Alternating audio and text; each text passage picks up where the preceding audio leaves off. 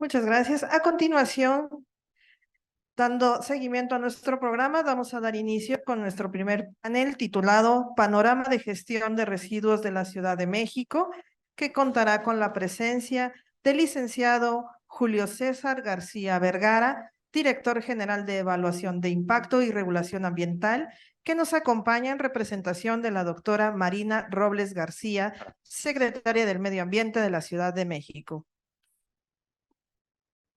Gracias. Agradecemos también la compañía del maestro Jesús Antonio Esteban Macías Medina, secretario de Obras y Servicios de la Ciudad de México.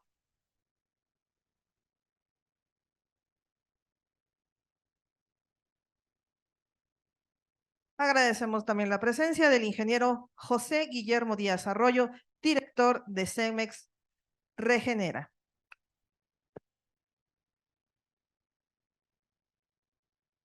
Para este panel contaremos con la moderación del ingeniero arquitecto Sergio Hernández Hernández, secretario del Comité Directivo de la CEMIC Ciudad de México.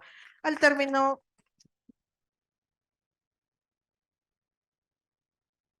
del mismo, contar con una sesión de preguntas y respuestas. Agradecemos a todos los participantes. Nos puedan hacer llegar sus preguntas a través de las papeletas que se encuentran en la mesa. Adelante, ingeniero arquitecto Sergio Hernández. Gracias, muy amable. Buenos días a todos. Bueno, como lo comentamos, es el primer panel que se llama Panorama de Gestión de los Residuos de la Ciudad de México. Nombraron a los representantes aquí, el secretario de Obras y Servicios de la ciudad, bienvenido maestro Jesús Esteban, el licenciado Julio César, bienvenido, y el ingeniero Guillermo, bienvenido. Tenemos 4 preguntas que queremos conversar con ustedes, de cuales les daremos la palabra a cada uno de ustedes para poder hacer sus comentarios. La primera pregunta que tenemos aquí es, ¿en qué recae la importancia que los motiva a promover la implementación de la nueva ley de residuos y la ley económica? Adelante, por favor, el que quiere empezar, con mucho gusto. Muchísimas gracias. Pues primero dar las gracias a la invitación. Es un placer estar con todos y con todas y con todos ustedes. Vengo en representación de la doctora Marina Robles García, secretaria del Medio Ambiente. En verdad es un honor y un gusto a todos aquellos que nos dedicamos al medio ambiente que la CEMIC tenga estos foros que son de gran importancia, de gran relevancia para entender cuál es la situación actual que estamos viviendo. Creo que ya nos dieron un panorama bastante amplio sobre cómo estamos actualmente en el tema ambiental, que debe preocuparnos, pero sobre todo ocuparnos. En ese sentido, respondo a tu pregunta y me prepararon un rollo aquí tremendo. Lo voy a reducir de manera muy simple y quisiera remontarme un poco y contextualizar la pregunta. Un poco las legislaciones de pronto pareciera que no están armonizadas, están incompletas, están inconclusas y es necesario armonizarlas. Es necesario entender que ya no podemos construir, ya no podemos seguir teniendo las mismas prácticas constructivas que nos han llevado a este problema ambiental, al cambio climático.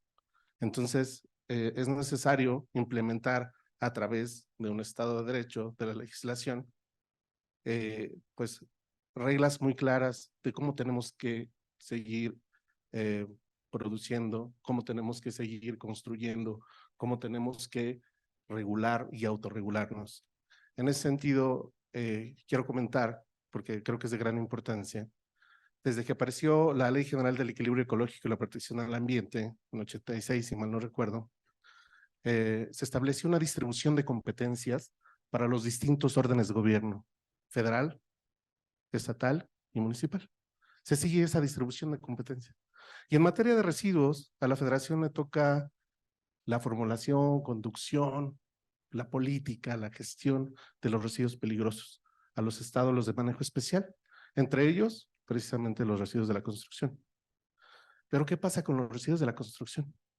Que se vuelven a veces peligrosos porque están contaminados. Porque dentro de ese proceso de construcción, algún maestro, ¿sí?, utilizó aceite quemado de auto para poder engrasar las maderas, los tablones, y lo revolvió con el cascajo, con tierra natural, que después se recoge, se amontona, se acopia, va el transportista y quién sabe a dónde va y lo tira. Y entonces ya contaminó el suelo. Y entonces ya no son solamente residuos de manejo especial que le toca regular al Estado, ya interviene en otra situación, la gestión de la federación, donde no estamos haciendo nada. Por eso es tan importante establecer reglas muy claras en la ley de residuos, sobre todo en el tema de la separación, en el tema de entender que no es lo mismo, aunque sean residuos de la construcción, no es lo mismo un residuo de la excavación, un residuo de la demolición y un residuo propiamente del proceso constructivo. Además, establecer esta parte que ya comentó la diputada de manera muy clara, cómo armonizamos esas reglas de los residuos ahora con la economía circular. Puesto de lo que se trata es que con la economía circular esos residuos dejen de ser residuos para que se conviertan en un insumo, entre a una cadena de valor y tengamos ahora un producto que después se vuelva a utilizar en la misma industria, regrese a ese círculo que estamos buscando de esa economía, y esa economía que es importantísima y que fluctúa millones de pesos al año y que creo y estoy convencido que es una de las más importantes actividades económicas de la Ciudad de México. Tan es así que en momentos de pandemia se realizaron diversas estrategias para poder reactivar la economía en ese sector, porque en el sector intervienen no solamente aquellos que construyen, los desarrolladores, no, los que hacen los materiales, los que explotan los materiales petróleos, los cerros, las minas. Y entonces se vuelve una situación muy compleja porque dependemos de mano de obra, de las personas que distribuyen, comercializan los materiales. Y todo eso tiene que ver con una cuestión de economía circular. Y esa economía circular tiene que estar empatada y tiene que estar armonizada, pues desde luego, con los principios, con los criterios, con los lineamientos y con las reglas muy específicas que establece la ley de residuos. Porque entonces, si no logramos que ambas legislaciones dialoguen, ¿cómo vamos a hacer posible que tengamos una mejora en la visión, en la construcción, en los procesos productivos, constructivos, comerciales, si no privilegiamos el tema de la economía circular? Ya no es posible explotar, ya no sé, ya no hay cerros. Yo antes veía que explotaban mucho, perdón, yo soy un humilde abogado, no conozco mucho de construcción, pero estos materiales pétreos que son tan importantes para ustedes en la construcción. Yo trabajé en Cemex, tuve la oportunidad de estar 2 años ahí, y desde ese entonces empresas como Cemex ya se preocupaban por estos temas, de ocupar menos materiales vírgenes y utilizar materiales reciclados. Pero de pronto se encontraban con esa disyuntiva de cómo le hago porque estoy faltando al reglamento de construcción, ¿no? Por eso es tan importante armonizar, repito, integrar y tener como una unidad la legislación, que es tan importante para poder facilitar la operación. Una norma debe tener 3 características, no sé si la diputada esté de acuerdo conmigo. Para poderla hacer exigible, debe ser operable. Para ser operable, debe de estar en la posibilidad de cumplirse también, porque puedo operarla, puedo ordenar, puedo exigir, pero si no tengo las condiciones para el cumplimiento, de nada va a servir. Y ese es el propósito de esa legislación, así abajo. Gracias. Maestro Esteban, por favor, la misma pregunta. ¿En qué recae la importancia que motivó implementar la nueva ley de residuos y la ley económica circular? Es la convicción del gobierno, y la importancia es lo que escuchamos en el panel anterior, ¿no? En la conferencia anterior, el cambio climático, la conciencia que ya todos tenemos. Entonces, eso nos lleva a materializar esa convicción en las obras.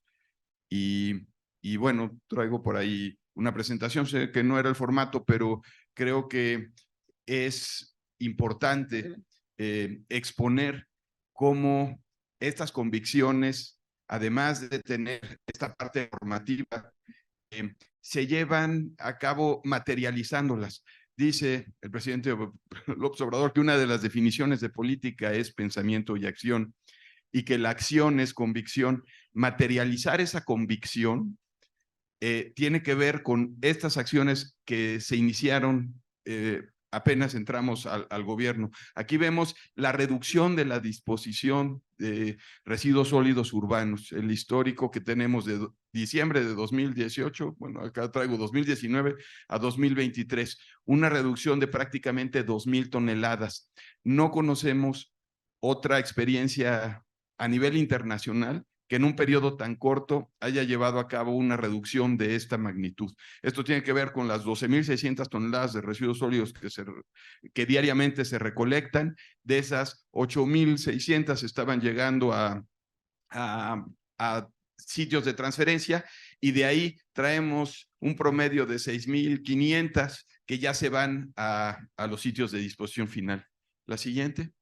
Y esto tiene que ver con diferentes acciones, que uno es las plantas de selección, plantas de residuos que ya se tenían como disposición final, residuos que vienen mezclados, donde no se logra la separación de origen y terminan siendo lo que nos llegan a las estaciones de transferencia. Todavía los pasamos por procesos de selección y bajamos prácticamente a 30% lo que nos llega, y estamos hablando de si nos llegan 1,200 toneladas, terminamos entregando del orden de 300 o 400 toneladas, y el resto tiene ya sea un destino de combustible combustibles derivados de residuos o la recuperación todavía de materiales reciclados. Estamos hablando de la planta de Azcapotzalco, que ya lleva al día de hoy una recuperación de casi 17,000 toneladas de productos reciclables. Con esto se paga la planta, toda la operación, pero además en un periodo de entre 4 y 5 años se paga la inversión completa de la planta con respecto a lo que nos está costando ahorita disponer de los residuos. Y ahorita está en proceso, estamos a unos días de iniciar ya las pruebas en la segunda planta de selección que está en la zona de Aragón.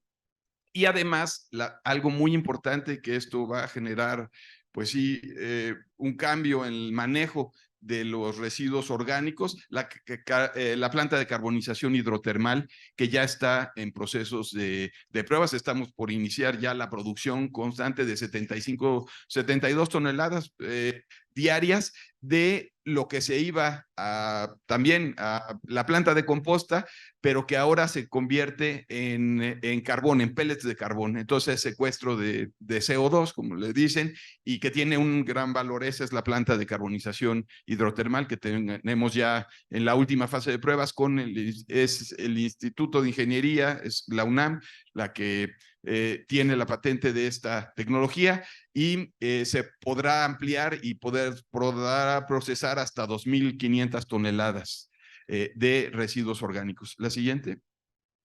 El aprovechamiento de los residuos de la construcción, pues que tiene que ver mucho con el panel, con la industria. Aquí, importante, en 2019 sale la norma 007, ya veníamos aplicando este criterio de valorizar el cascajo y convertirlo en adocretos. Al día de hoy llevamos 300,000 metros cuadrados de banquetas en los senderos seguros. Ya el criterio era banqueta que se levanta en una ciudad donde todo tiene desniveles por los hundimientos diferenciales, por los hundimientos regionales, pues era una constante ver banquetas que se demuelen y se vuelven a poner. En el momento que entendemos y materializamos esta convicción de creer en la sustentabilidad, creer en no afectar en medio ambiente, pues se nos ocurre que todo debiera de ser adocretos que nos permiten tomar esas deformaciones y en el caso de llegar a ya niveles donde requiera renivelación, se levantan, se pone otra vez arena y se vuelven a colocar, que además son permeables. Pues de esto llevamos ya 300,000 metros cuadrados de banquetas a lo largo de los 720 kilómetros de senderos, Camina Libre, Camina Segura. Además, estamos en proceso de concluir una planta de triturados en la alcaldía de Tláhuac que tiene que ver con la regeneración de un lago, de donde se tiraron muchos de los residuos del 85, mucho del cascajo del sismo del 85 y que contaminó y que también invadió estas zonas. Así teníamos Tempiluli, así teníamos otras zonas. Bueno, hubo, por un lado, llevar a cabo acciones de gobierno y de seguridad para evitar que esto continuara, pero por otro lado, darle valor a estos materiales. Y en el momento que se le da valor a algo que era un contaminante y que se le da un sentido y se materializa en una obra, pues cambia la condición. Entonces, estamos, eso en unas semanas seguramente se estará informando sobre esta planta. Además de las plantas que ya la Secretaría de Medio Ambiente promovió y a partir de un análisis de diferentes tecnologías determinó que era importante establecer algo, otra vez, donde se materializan esas convicciones, el Parque Tláhuac, que es un parque de 880 hectáreas, donde el 95% de los materiales provienen de residuos de la construcción. Abajo de eso que ven ahí, hay 15 metros de basura. Entonces, había que dar estabilidad a esa superficie para poder construir. Y lo que se hizo fue, bueno, pues desde crear estas mallas que nos permiten confinar estas gravas que provienen de los residuos triturados, de residuos de la construcción, y estamos hablando de 15,550 toneladas de polietileno de alta densidad que viene de residuos para generar estas geoceldas, después 1,140,000 toneladas de residuos de la construcción para todas estas arenas y luego pisos, y casi 20,000 toneladas de plásticos reciclables para adoquines, blocks, madera plástica, que son parte de las construcciones de este parque, y bueno, 640,000 botellas de poliestireno de alta densidad para los postes de alumbrado. Aquí ven toda la configuración de caminos. Esa es la técnica que se utilizó para dar estabilidad y algo muy importante, se saca agua.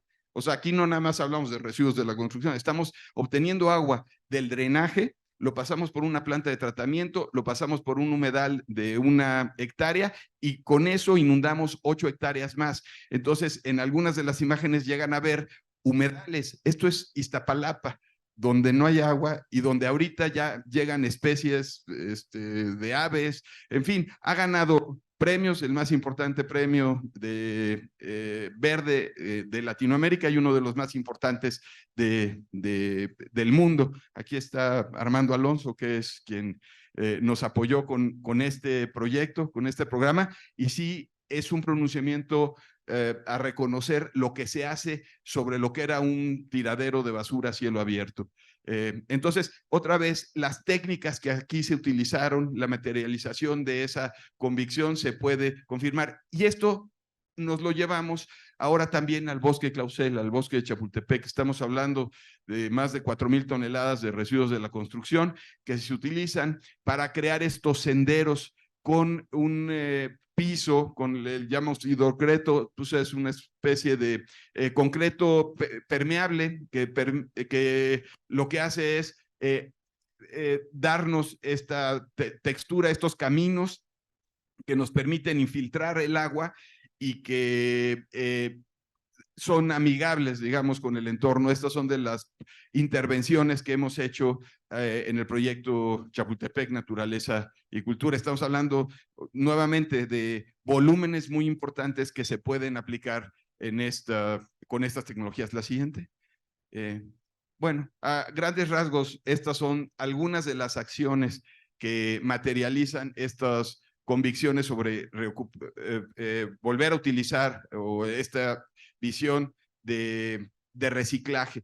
Y algo que me quedé con los comentarios de lo que escuché de la conferencia anterior, hablaba sobre el metabolismo de los edificios. Por ahí llegamos a hacer hace algunos años en la UNAM el Laboratorio de Ciencias de la Sostenibilidad, que es de los primeros a los que le pusimos un control que es el metabolismo del edificio, que lo permite es ver los rangos en los que nos tenemos que mover y los consumos en tiempo real, que creo que es hacia donde debemos de ir en la edificación también. Criterios de edificación sustentable se establecimos hace del orden de 12 años en la UNAM con el ingeniero de Pablo, y creo que sobre eso también habría que trabajar mucho. En los edificios no se necesita, como decían algunos, agarrar a billetazos del edificio para hacerlo cumplir con el LEED, etcétera, etcétera, sino con simple y sencillamente la orientación, los cristales, la cancelería, que es algo que se ve en la Vasconcelos, el aire acondicionado de la Vasconcelos son, porque además es norte-sur con dientes de sierra, pero oriente-poniente con las fachadas que captan el calor. La captación y pérdida del calor se logra a partir de un doble cristal con gas argón al centro con una cancelería. O sea, todo esto es algo que tenemos que seguir trabajando. Sé que es corto el tiempo, pero bueno, hay mucho que comentar sobre criterios sobre edificación sustentable, ¿no? Gracias, maestro. Ahora vamos a hacerle una pregunta al ingeniero Guillermo, el director de CEMEX.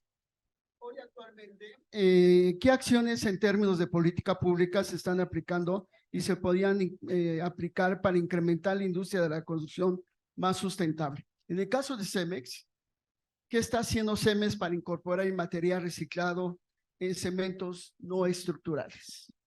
¿Qué tal? Buen día, muchas gracias por la invitación. Mira, nosotros en CEMEX también estamos convencidos, la economía lineal ya no da para más, se ha comentado mucho, el uso de extracción de materiales pétreos es un tema que a nosotros nos ocupa desde hace tiempo. Convencidos de esto, nosotros lanzamos un programa que se llama Futuro en Acción.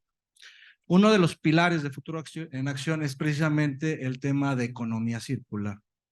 Y la economía circular la estamos viendo nosotros en tres grandes rubros, ¿no? Este año, CEMEX, al inicio de año, lanzó Regenera. Regenera es un negocio de CEMEX ya a nivel global que busca ofrecer soluciones de circularidad y en tres grandes rubros. Y uno es el tema de los residuos de la construcción y demolición.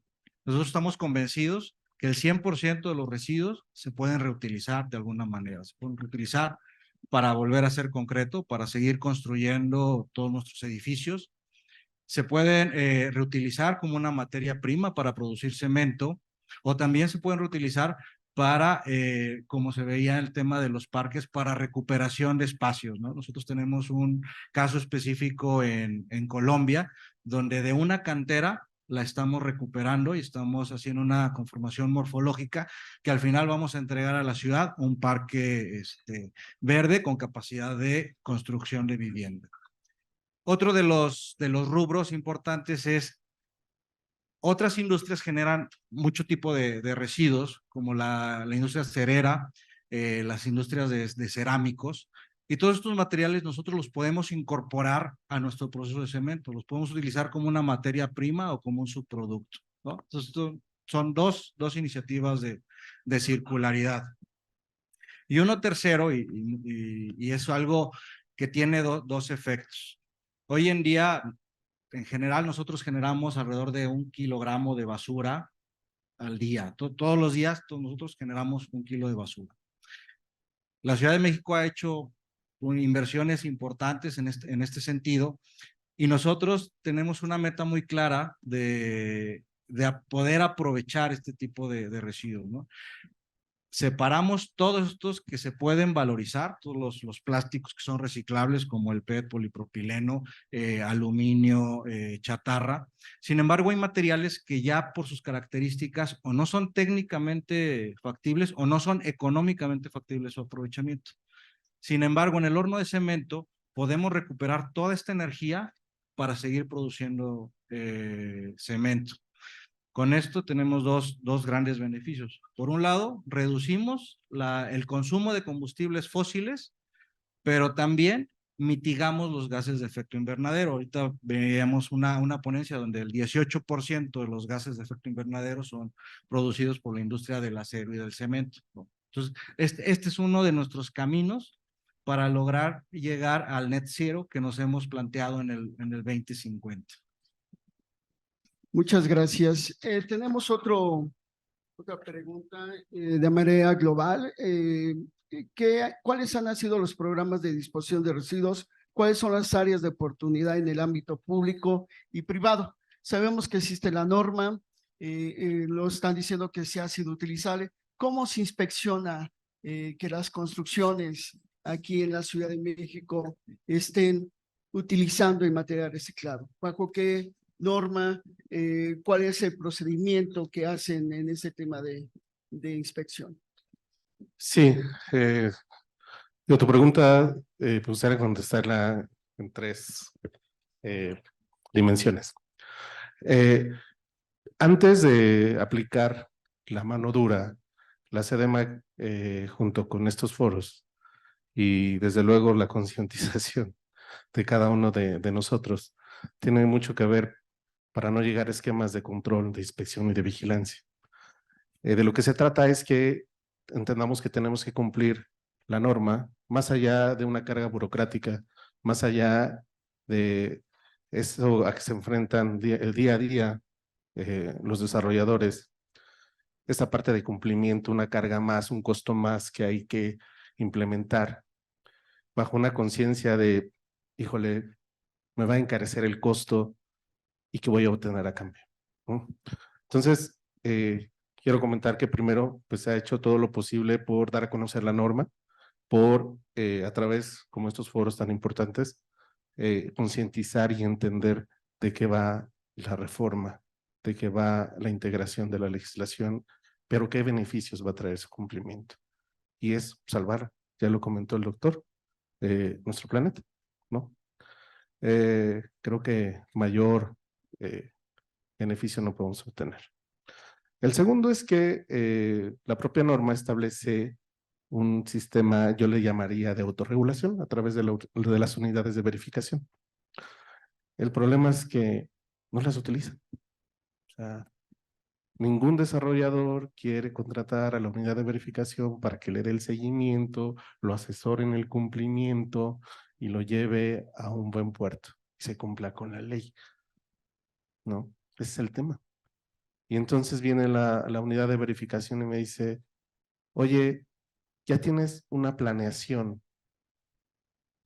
ya tienes una política pública, ya tienes una gestión, ya tienes un mecanismo, ya tienes la tramitología, pero no se está cumpliendo. Y entonces, como no hemos entendido que más allá, repito, de una carga burocrática y de un costo adicional a los operacionales, directos e indirectos, que tiene que ver con la construcción, pues tiene que entrar el brazo duro, que es la Dirección General de Inspección y Vigilancia Ambiental, para ver si estás cumpliendo con tu autorización en materia de impacto ambiental que te ordenó acatar puntualmente la legislación, la norma número 7, en todos y cada uno de sus términos, aplicándolo específicamente a tu proceso constructivo, para prevenir, mitigar y compensar los daños ambientales. Y es cuando clausuran y entonces inmediatamente recibimos una respuesta favorable de sí quiero cumplir, porque cuesta más tener clausurada una obra que cumplir. Pero yo lo dejaría en esos tres. Se hizo la promoción, el esquema de autorregulación que no hemos entendido desgraciadamente y que tenemos que entender que tenemos que transitar hacia allá, y si no, pues desgraciadamente está el brazo ejecutor que nos hace cumplir y creo que nos hace perder más a todos, ¿no? Gracias. Gracias. Maestro Esteban, de acuerdo a los datos que tenemos nosotros, es que se ha considerado que hoy actualmente se recicla el 10% en toda la obra, no la obra pública, sino en toda la obra. Y una de las cosas que queremos ver, ¿qué acciones se pueden hacer? Ya nos dijeron ahorita en el tema de inspección, ¿qué acciones se pueden hacer, por ejemplo, en el tema de las alcaldías, de que puedan utilizar estos sistemas de reciclaje? Sí, pues como decía Julio, en la medida que se cumpla, ellos están obligados a llevar a sitios de reciclaje o sitios donde puedan disponer de estos materiales. ¿Qué nos toca? Pues tener ubicaciones que sean cercanas, que les sea más barato llegar a estos ciclos y tener ahí, dejar ahí su material producto de demoliciones, que tenerlo que llevar a los sitios alejados de disposición final, donde no tienen reciclaje. Entonces, sería parte de lo que nosotros estamos haciendo. Por ahí tenemos el de Parque Cuitláhuac, que tuvo su sentido durante el proceso constructivo, que se va a mover, pero pues buscaremos espacios. Están los de el Oriente, está la de Miguel Hidalgo, o sea, les va a convenir por acarreos, ¿no?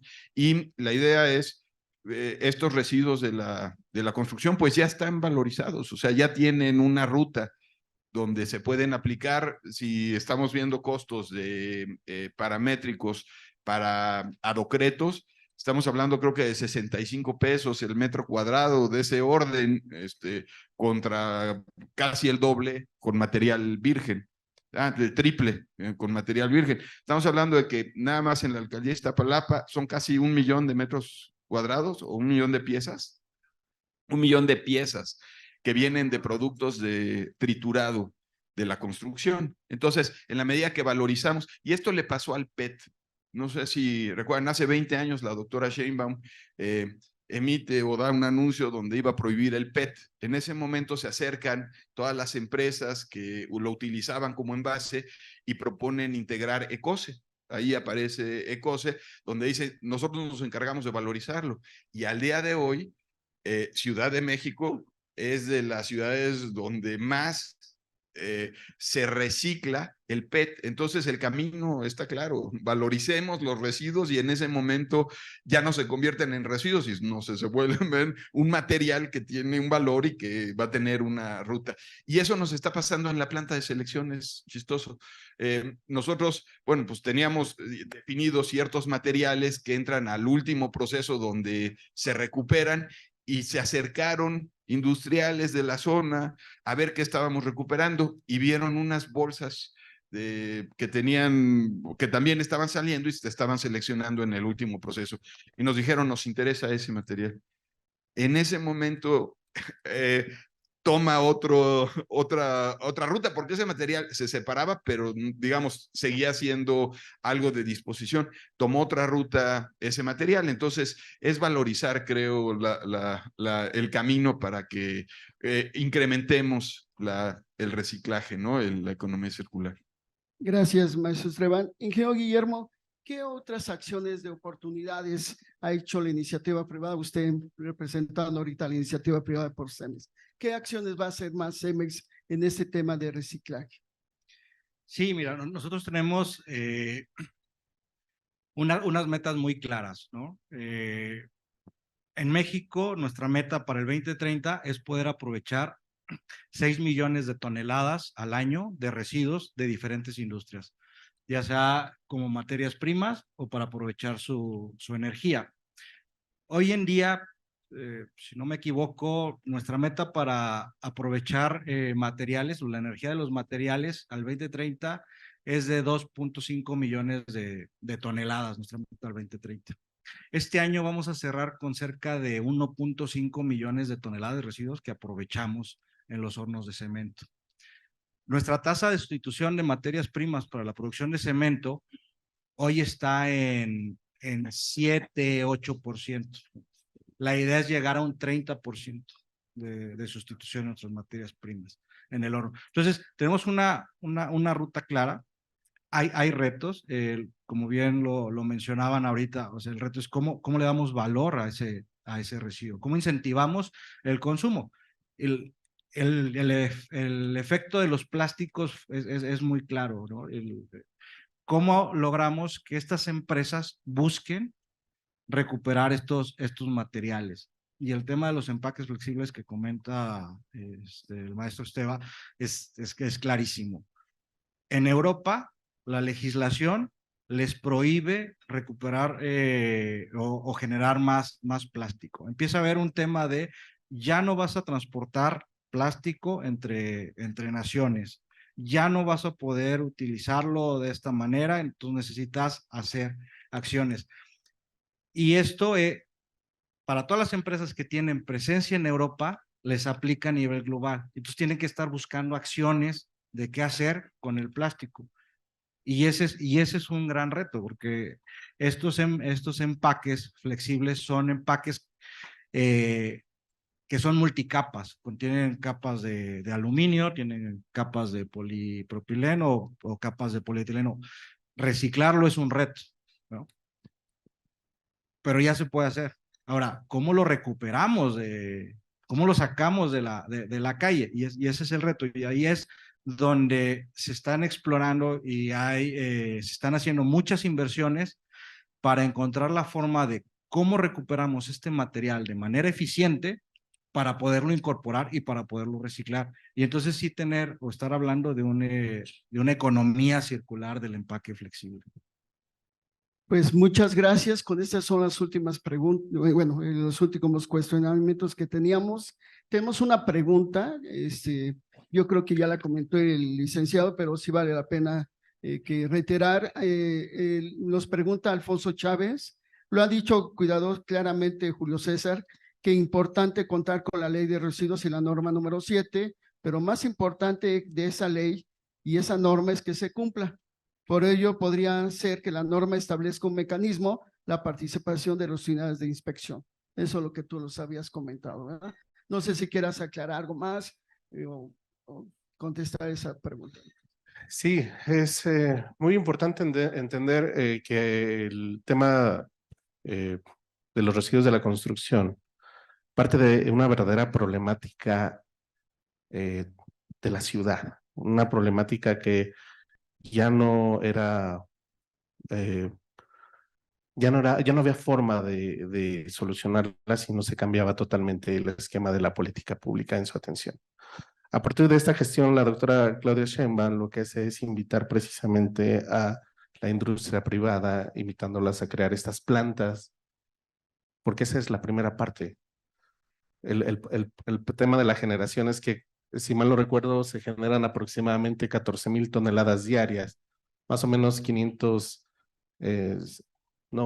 5 millones, más de 5 millones metros cuadrados anuales, o toneladas, perdón, anuales. Entonces, ¿qué pasa? Que eso se van y se tiran en suelo de conservación, se tiran en barrancas, se tiran en áreas de valor ambiental.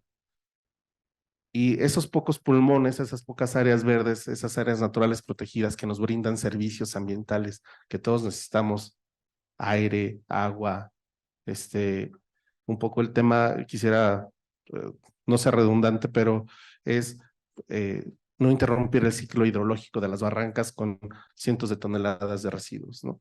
Entonces, a partir de eso, era no solamente atender la política pública a partir de una solución, una problemática ambiental, sino también donde interviniera el sector privado, donde interviniera también la sociedad y el sector público haciendo cada una de sus tareas.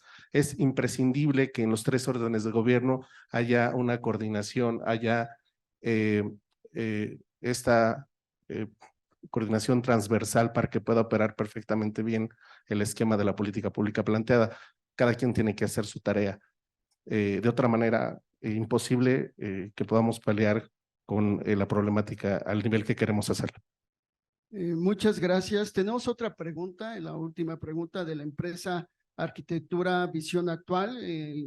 Jorge comenta que el problema es la selección y la separación de los desechos de concreto, acero, vidrio para poder realizar el reciclaje. El costo de la utilización de materiales reciclados es mucho más barato. Bueno, lo hemos aclarado, ¿no? Es mucho más barato reciclar y bueno, creo que con las normas podríamos mejorar más este proceso y con las inspecciones podemos mejorar más el proceso. No sé si quieran comentar algo. Sí, bueno, pues se ha confirmado que el reciclar nos da materiales que pueden llegar a tener o tienen en muchos de los casos la misma calidad. En los concretos estructurales no hemos llegado a eso. O sea, no hemos llegado a que un concreto estructural lo saquemos de triturados, porque bueno, pues todavía habría que hacerles muchas pruebas, pero para ciertas aplicaciones no tenemos problema en utilizar reciclados. Pero los que saben muy bien el valor que tienen y cómo lo separan son los demoledores, ¿eh? O sea, nosotros tenemos demoliciones muy económicas gracias a que el demoledor le encuentra destino a todo. Van, revisan y les puedo hablar de que cotizaciones en un caso de un edificio que estaba en 60 millones de pesos, que recientemente se demolió en Avenida Juárez, se hizo por 12 millones de pesos. De esa magnitud es lo que puede llegar a recuperar el demoledor a partir de los materiales que utiliza. Y ellos lo tienen más que claro y tienen los canales hacia dónde llevarlos. Ahorita, pues, esa fue una de los cambios importantes en los costos paramétricos que tenemos. Entonces, creo que todo se puede. Habrá algunas tecnologías que haya que desarrollar para todavía hacer algunas separaciones, pero en general de los residuos de la construcción, creo que es de lo más sencillo a separar, ¿eh? Muchas gracias. Bueno, con esto terminamos este panel. Le agradezco mucho al maestro, les agradecemos mucho por parte de la Cámara de Ciudad de México, al maestro Jesús Esteban, perdón que dije varias veces con N, Medina, secretario de Obras y Servicios de la Ciudad de México, al licenciado Julio César García Vergara, director general de Evaluación de Impacto y Regulación Ambiental, y al ingeniero Guillermo Díaz Arroyo, director de CEMES. Muchas gracias por su atención, muy amable. Muchas gracias a nuestros panelistas. Nos vamos a pedir, favor, a nuestro moderador que haga entrega de los reconocimientos a cada uno de ellos.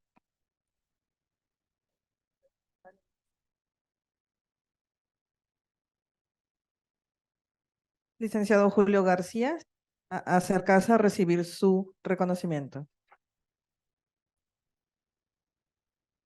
Maestro Jesús Antonio Esteban Medina.